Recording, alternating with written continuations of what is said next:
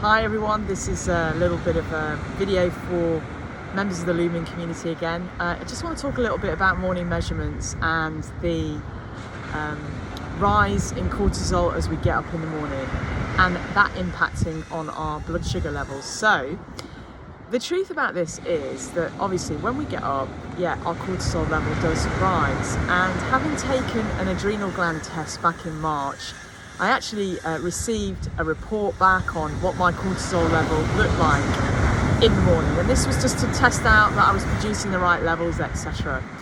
And what was really interesting about that test was they made you take the first test when you wake up, the second test at 30 minutes, and the third test at an hour after wake up. Because in that first hour, you see on the graph your cortisol level rise, it comes up to a peak, and then it drops back down at about the 60-minute mark.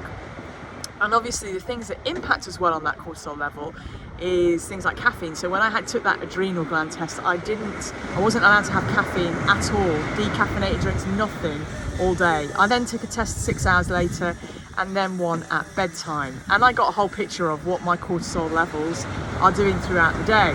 Now, I've never overlaid that with my other Lumen measurements, but clearly cortisol and a cortisol level affect our readings. So, if you have an increased amount of cortisol when you're exercising intensely, that's why you're going to probably need carbohydrates. It's probably why you're going to blow a higher measurement post-exercise if that exercise is a more intense or HIIT workout.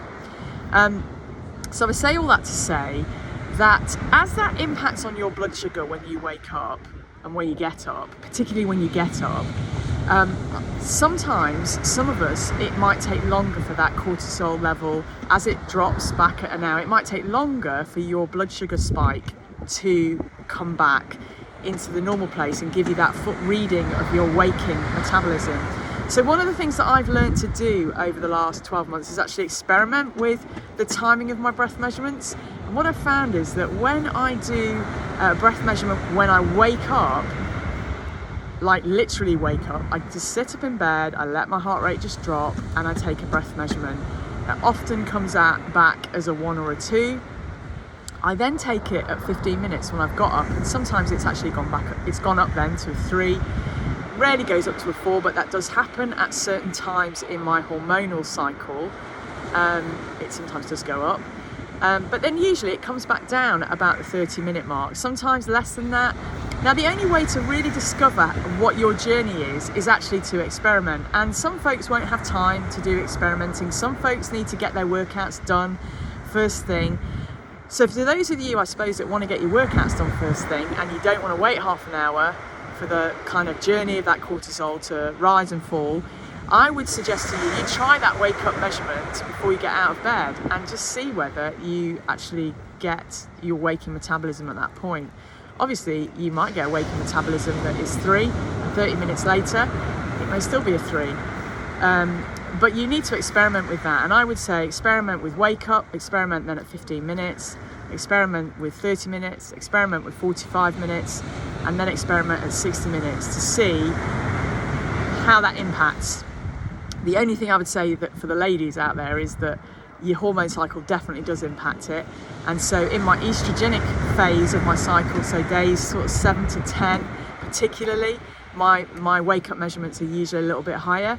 And also when I am actually on my cycle, on my period, they're also higher then, but they usually do fall back down to a lower number.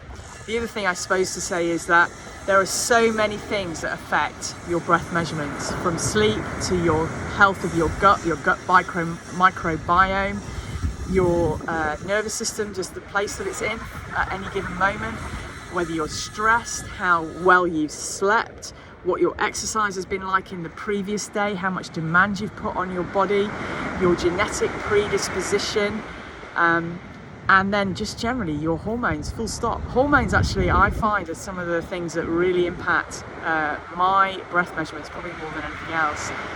That's when I see the fluctuations. And I think I understand that now because I understand how nutrition affects my measurements.